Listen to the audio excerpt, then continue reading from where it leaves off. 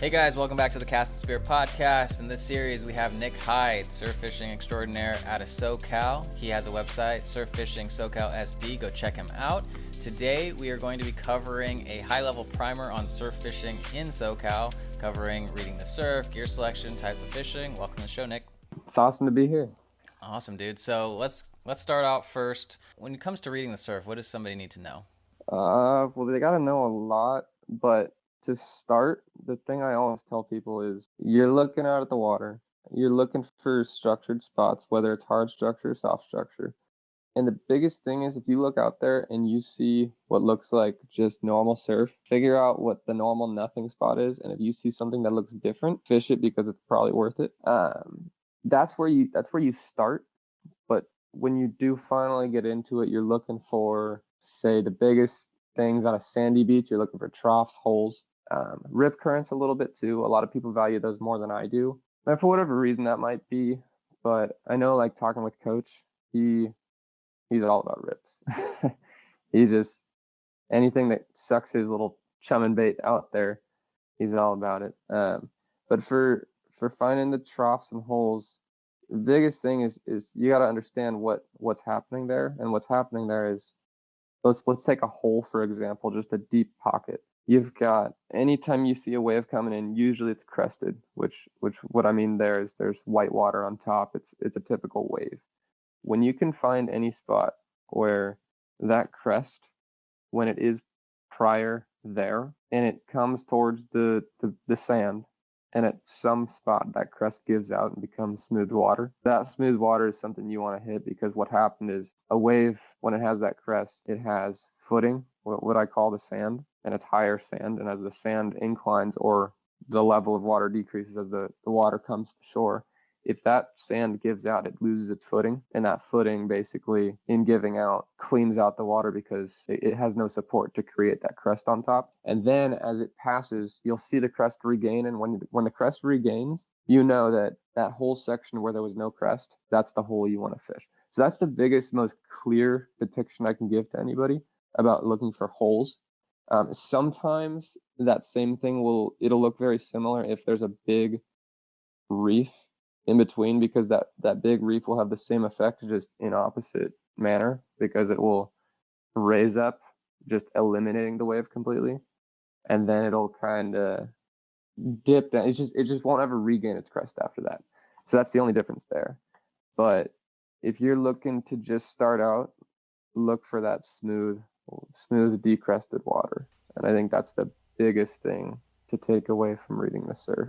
That's perfect. But And in another episode later this week, guys, we're going to be doing an even deeper dive into reading the surf. So let's switch gears a little bit in terms of gear selection based on the different species.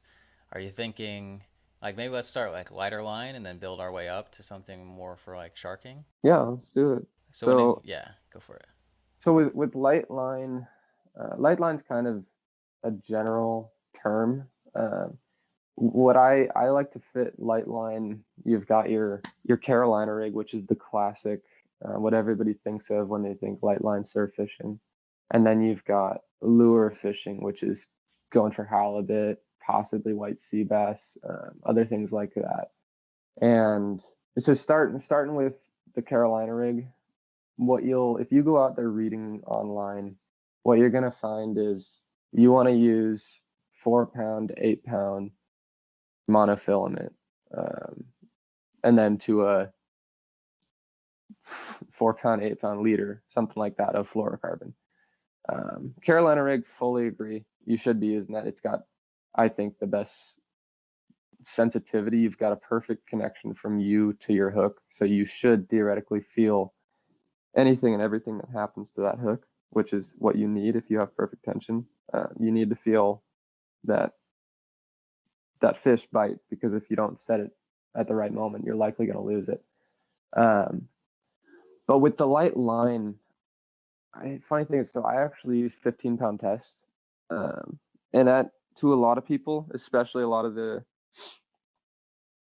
kind of guys on Facebook and Instagram, and a lot of guys just kind of look down upon that. But I've needed that 15 pound test many times, and I use a 4000 series reel. a lot of guys use 2500s, 3000s. Again, it is all personal preference. Like if you're catching fish, you're doing it right. There's nothing wrong with doing it however you do.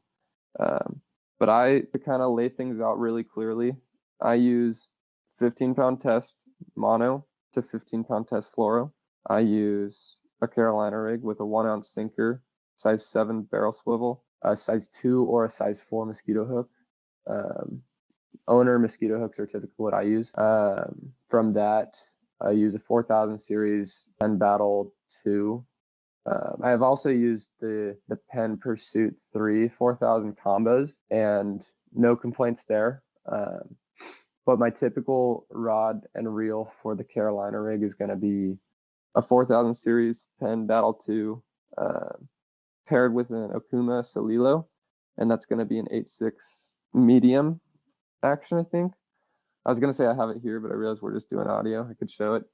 But yeah, and a lot of guys, I think, are going to prefer a little bit longer a rod than a 7-footer. So the 8.6 is typically what people are going to be using out there. I wouldn't go medium light just because I think when it comes to setting a hook on a big guitar or a big spot fin, that medium light's it might not create enough power to really set the hook where you need it to set. And I think that's what a lot of people like. If you go on Facebook groups and other websites aside from mine, you're gonna find you want that medium light, you want a 2500 series reel, you want 4 to 8 pound test, and possibly down to a size 6 or size 8 hook. And it's just you can make all that work. One of my biggest things with a size 6 or size 8 hook is how often do you want to have to dig your pliers down to the belly of the fish to get the hook out. And for me, I'd probably call myself about 96% catch and release. Absolutely, I'll take a fish home if I think it's worth eating. Mainly if I've planned for it, absolutely. But I just if there's a fish that I don't plan on keeping, I don't want to kill it. And another thing with that is you kind of gotta think about what fighting a fish for 20 minutes is going to do to it on light line. You do want to kind of make your rigging and set it according to the weight class of the fish that you're fighting. And I think just going super light line when you're dragging a fight out for 15, 20 minutes, and I don't know how long it typically takes, but I've seen some guys on their 4 to 8 pound test dragging a Corbina fight that's maybe only 18 inches out for 20 minutes. And it's like, okay, if you're going to keep it, that's one thing. But if you're going to release that, it might be dead after that type of fight. So that's part of the reason I use what I use. But the other part, which we'll get into later when we talk about some of the crazier catches, you never know what you're going to hook on sand crabs. I know you typically only get the yellowfin croaker, Corbina, perch, stuff like that, but I've hooked 5-foot leopard sharks. I've hooked close to 5-foot guitar fish. You hook a bat ray bigger than 36 inches, good luck. I mean, those things will take you for a ride. And they're looked down upon, but I think it's a heck of a fight. And even some of the bigger, you get a 23-inch spot fin or a heck of 28-inch Corbina, they're gonna test your tackle on 4 to 8 pound test, and you also look at, hey, if you use that, how often are you snapping off and losing hooks in these fish's mouths and bellies? So I don't know, nothing totally against it. You do what you want to do, but I've got my rigging down to a science for me, and if you've got your own, great. But that's what I use. So For when it comes to sharking or some of the heavier game riggings, do you use any of the longer rods, like the 13 footers that are common on the East Coast, or are you staying at like below 11 feet? oh no.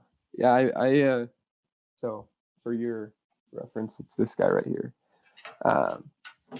12-foot to 13-foot rod for me. And then, do you want me to get into all that right now? No, we can. That's actually a perfect place to stop. We'll talk a little bit more about the hardcore game stuff in the sharking episode. So I think this was a perfect primer.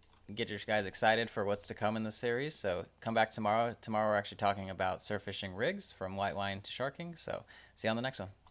Hey guys, one more thing before you go. You can subscribe to this podcast on Apple Podcasts, Spotify, and your favorite podcast app. And if you like the podcast, please consider rating it on Apple Podcasts and leaving a review. This helps other people find the show. Thanks.